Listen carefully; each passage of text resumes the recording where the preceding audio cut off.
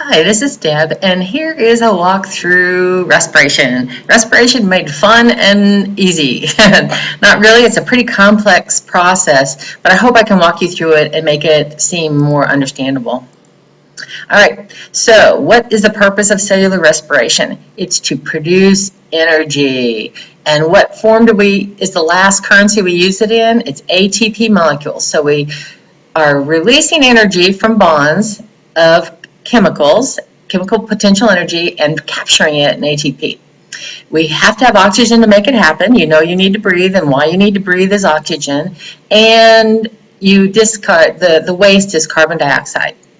And every organism does it. Plants, animals, bacteria, protists, fungi, everything does. So there are several names to this that you'll see kind of in some of the questions on the test, and that's why I kind of wanted to cover this. We have four main parts to this, and this only shows three, but there's actually four because I wanted to put these on there. Glycolysis we'll talk about first, and as we do these, be able to read these diagrams. It'll help you enormously. All right, so this happens outside the mitochondria in the cytosol of the cell. No oxygen is needed. Produces a little ATP. Then, after glucose is split in two, it goes into the mitochondria, and in the olden days it was called the Krebs cycle. And if you do watch some things online or whatever, you might see Krebs cycle mentioned. We call it the citric acid cycle. That's a newer name for it. And then the very last step where all the Big Bang actually is produced, most of the ATP is produced, is electron transport chain and oxidative phosphorylation. That will come up in your questions. It's not covered well in your book, which is why I'm doing this. And chemiosmosis is the very end of that when the ATP is formed. So this is the Big Bang, that whole stuff there. And so that's what we're talking. All right, so let's look at a picture. You eat food. You need oxygen, and as you break it down to release the energy, water comes out, CO2 is discarded as these are both byproducts, and then the energy that you can capture is captured in ATP, and the rest is lost as heat energy.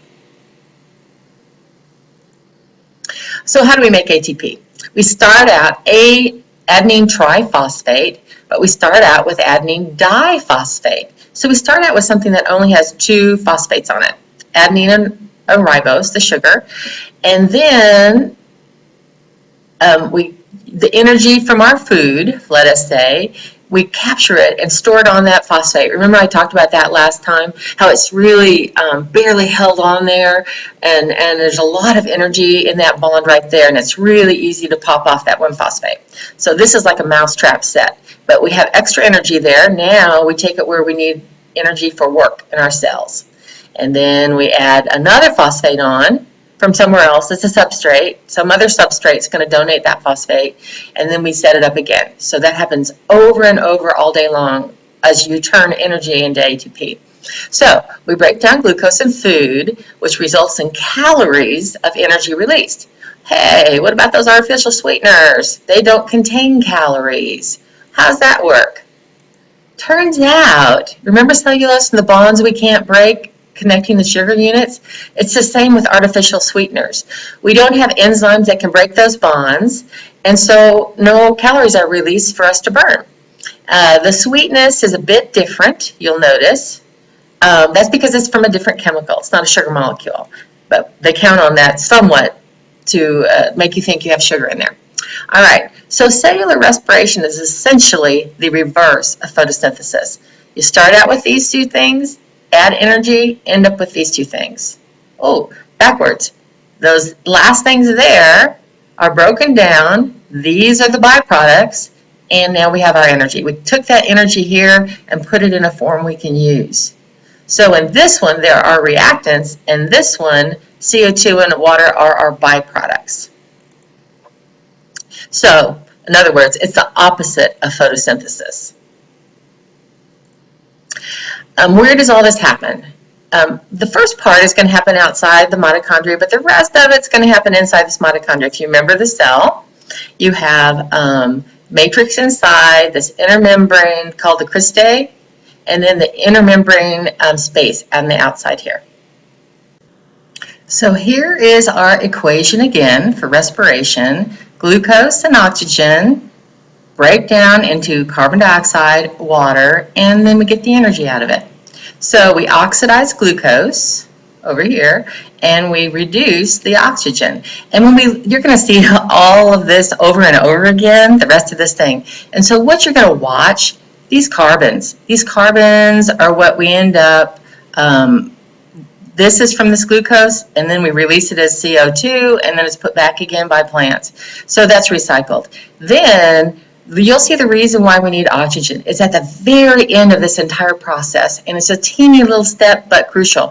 And so that oxygen takes on hydrogens and turns into water.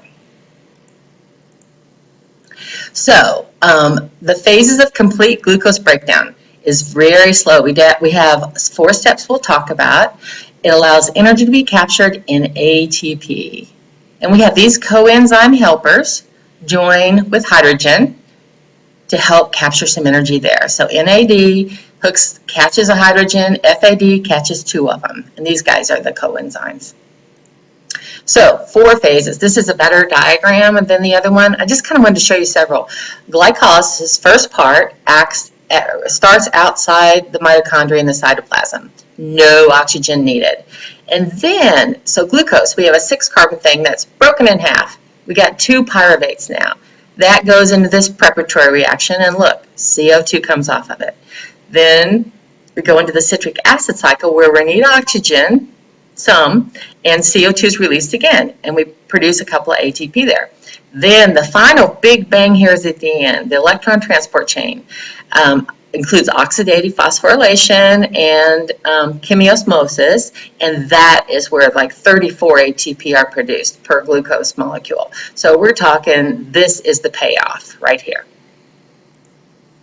And watch this in the video. All right, we got glucosis. Glycolysis, sorry. Like I said, no oxygen is needed because it's outside the mitochondria. All of these are going to need some oxygen.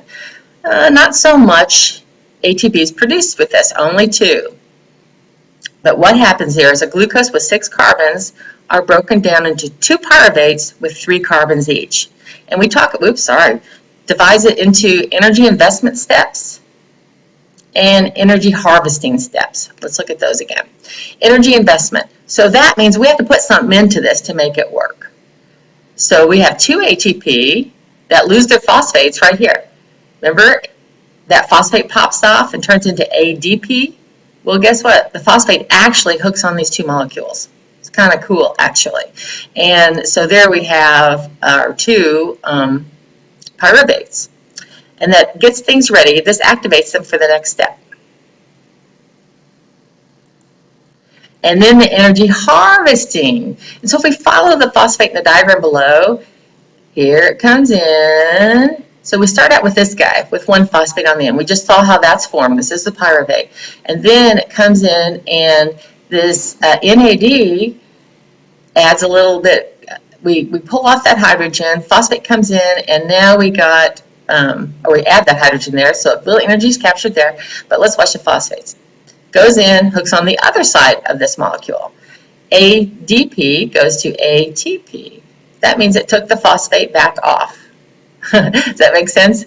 And then we go down here, we lose a little water right there, and this last phosphate makes some more ATP, 2 of them.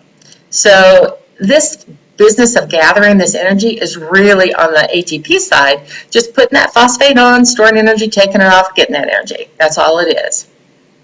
So in addition to that, we're going to talk about the electron transport chain, and that's capturing more energy here in the NAD, hooking on the NADH. This is energized, and we'll see that. You'll follow that in most of the other diagrams. Glycolysis totals. So we had to put in 2 ATP, and we get 4 out, so we net 2. So in this little process that doesn't need oxygen, there's not a whole lot being produced. It takes us 2 to produce 4, so we only get 2 ATP total. So what happens next? After the glucose is split into 2 pyruvates, depends on if oxygen is available. With oxygen, it goes right into the mitochondria and produces a lot of ATP, tons of ATP. Without oxygen, Not so much. It has to stay in the cytosol, no oxygen, and the pyruvate undergoes fermentation, which we'll talk about in a minute. And so this is all that's going to be produced from every glucose molecule, not so very much. All right, so here is a wonderful animation of how 6-carbon glucose breaks into 2 pyruvates with 3 each. You'll want to watch that. And so let's talk about inside the mitochondria. So we got oxygen there. And so now we're moving into these 3 steps right here. Preparatory reaction, citric acid cycle, and the electron transport chain. And here's where the location of where everything is happening. So the prep reaction, the citric acid cycle happens in the matrix, this gooey stuff inside. And the cristia, the membranes, that's where the location of the electron transport chain goes. We'll see more of that in a minute. All right, preparatory reaction. The main thing to get from this is you got 2 pyruvates here. And so, because that glucose was broken down into 2 with molecules with 3 carbons on them. So for each glucose molecule, it's going to do this twice. It happens in the matrix, which I told you.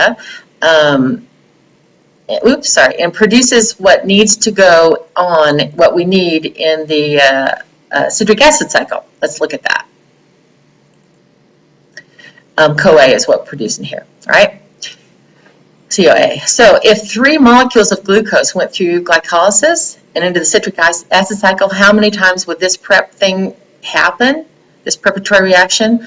Well, since glucose is 2 pyruvates, and we're talking about 3 molecules of glucose, it's 3 times 2. So that would be 6 times it's going to go through this for 3 molecules.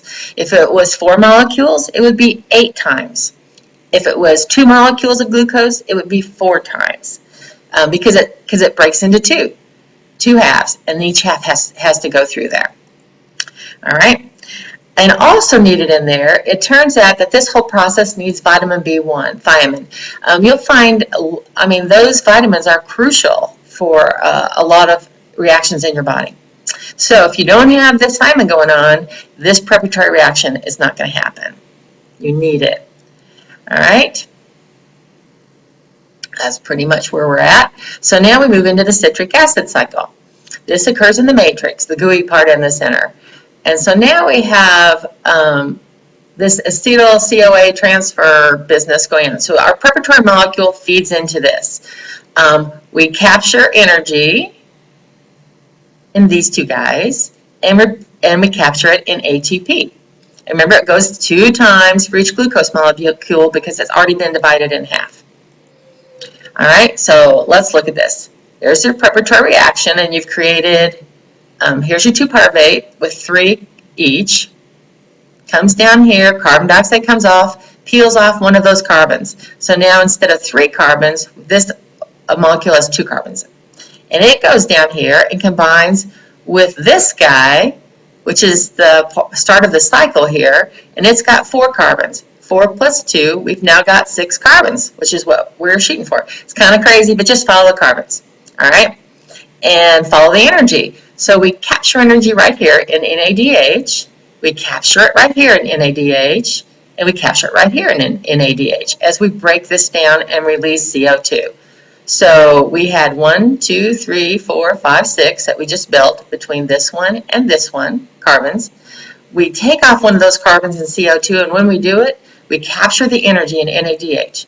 Then we do it again. So now we're down to 5. Take off another carbon in CO2, release it, and capture it in NADH. So now we have a molecule down here that has 4 carbons in it. And we've been following the carbons, and so that guy comes around and ends up being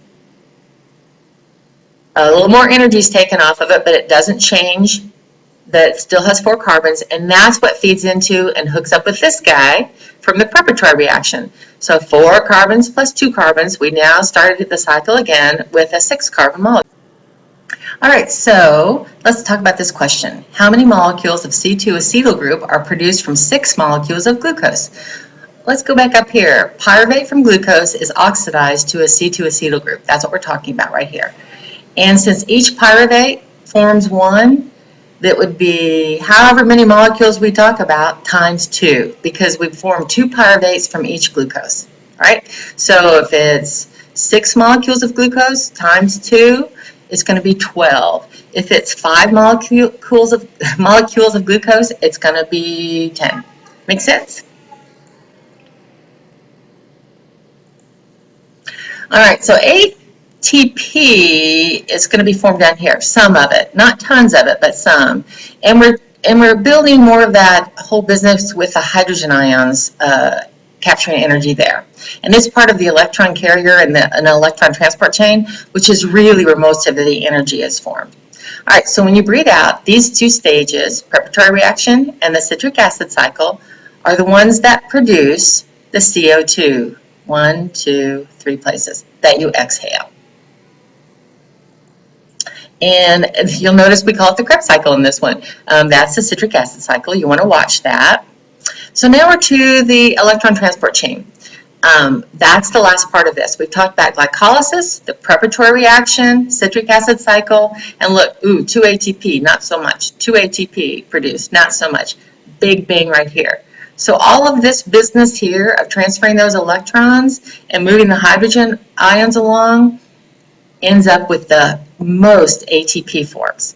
It's formed in the cristae, which is this membrane thing all over the place. That's very scientific.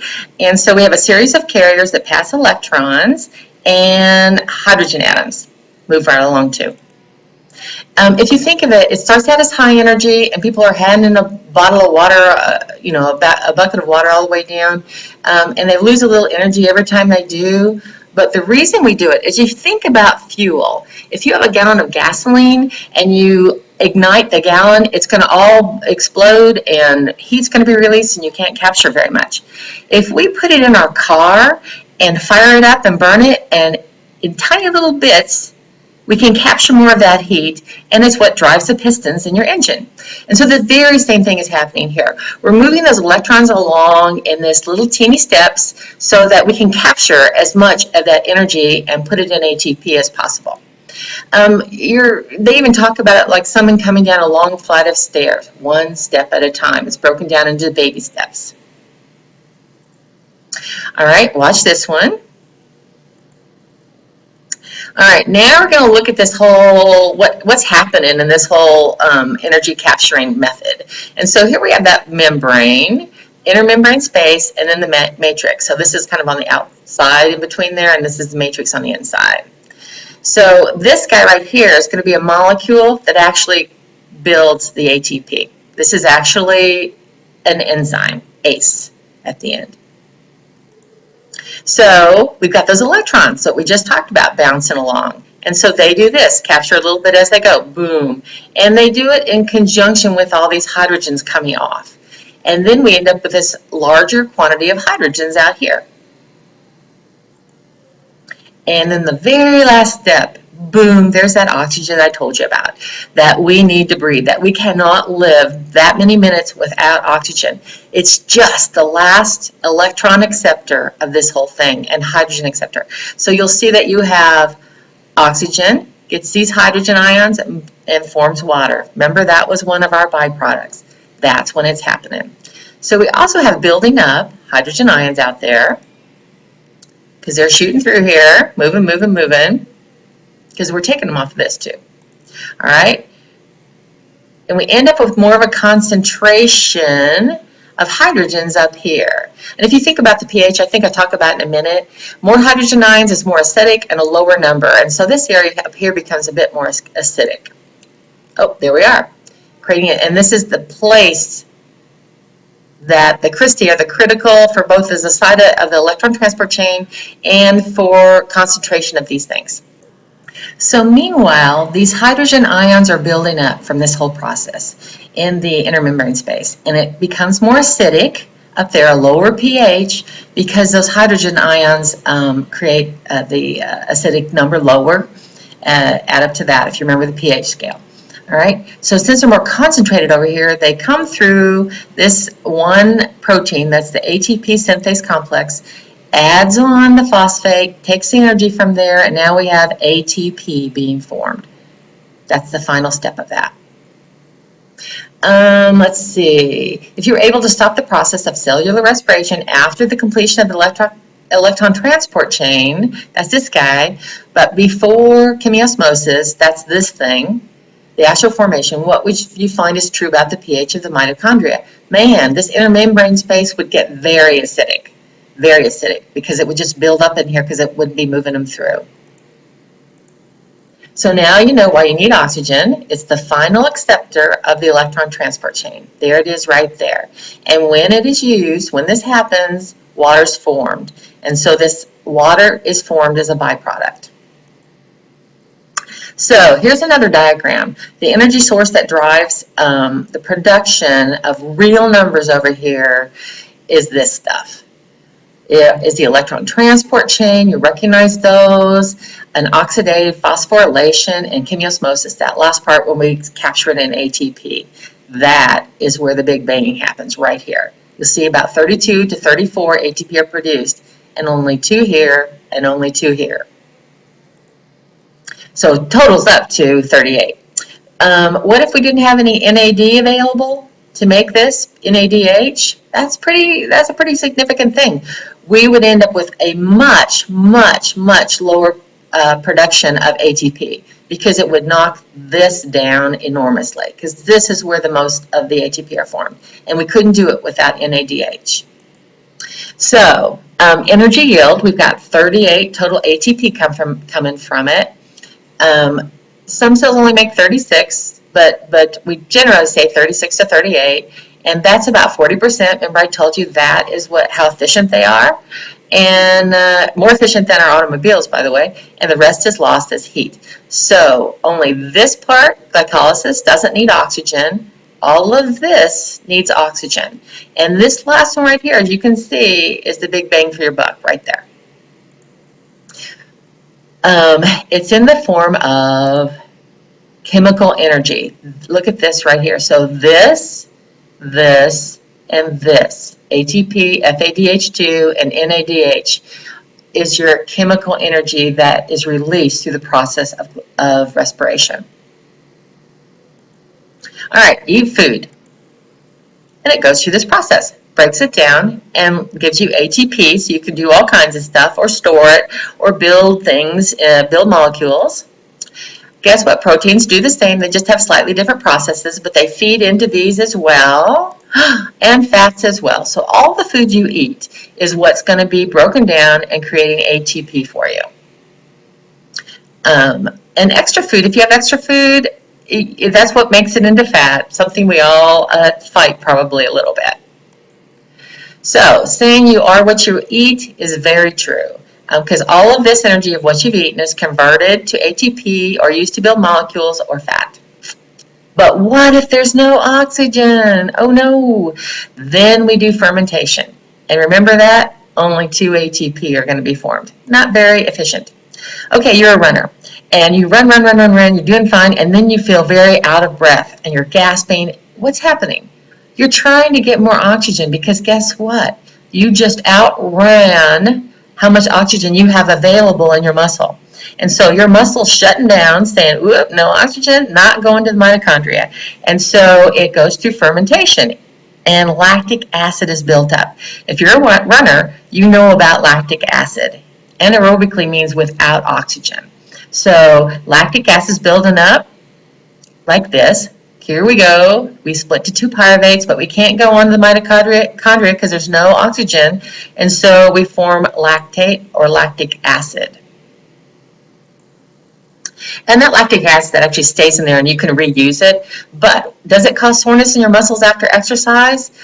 Go for the burn, it causes that burn. But the long term, a couple of days later, is really an anti-inflammatory reaction.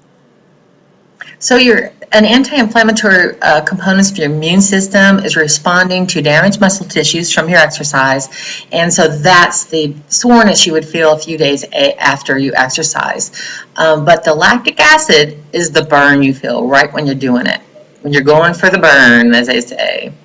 So fermentation happens in animal cells when there's not enough oxygen present.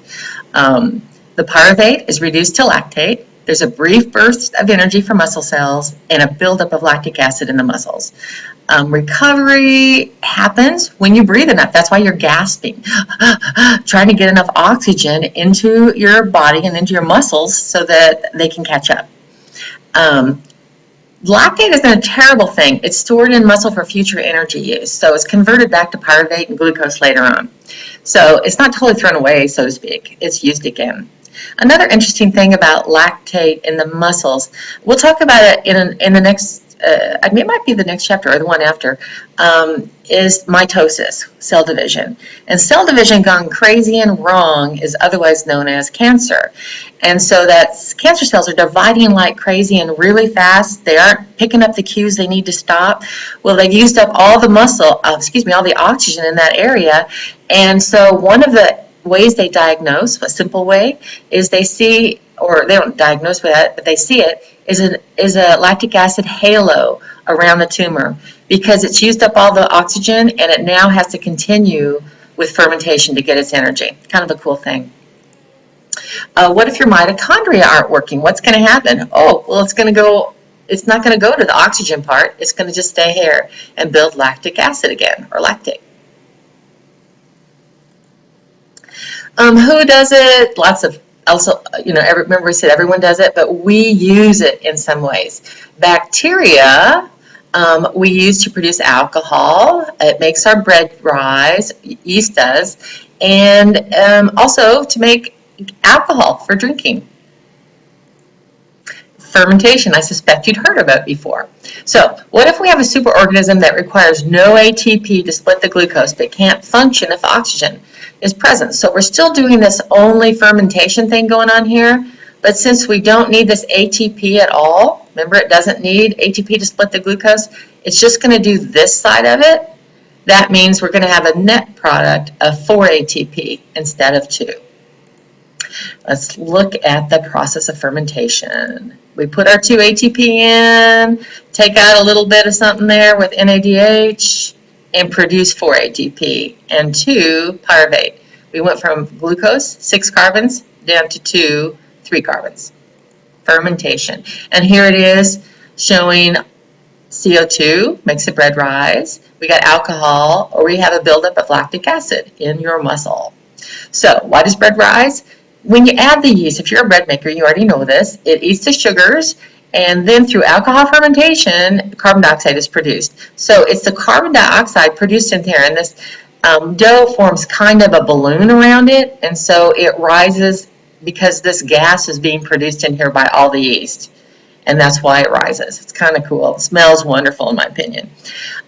What if you're making wine or alcohol? I have to admit, I had to put this picture just because it made me laugh. They don't do that anymore. That's not how they squish the grapes. But if you add yeast to sweet juice and you close it down so no oxygen is going to get in there, we produce alcohol, and that's a very precise process. Have you ever had yogurt? Guess what? Same thing. You put a live culture in there, which is a specific kind of bacteria. It's producing, with no oxygen, lactic acid or lactate. That's what makes it taste tangy.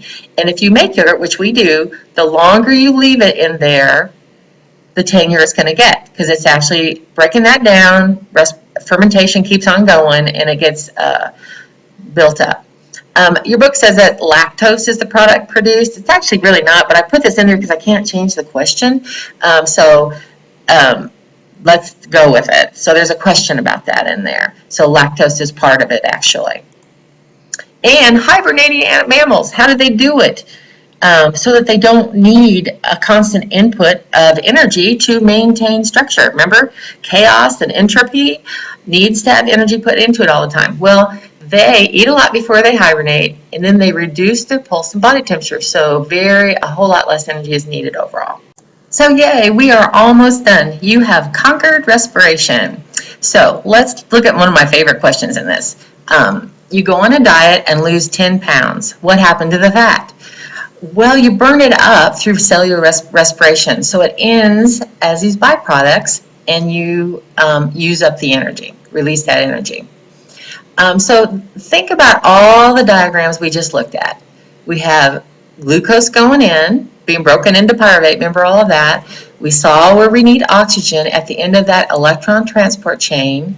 And then we saw the byproducts. Oxygen actually hooks onto the hydrogen and makes that water.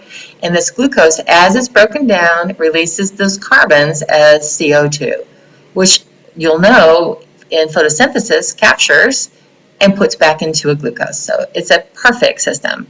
Really, really is. Pretty amazing. There you go. You did it.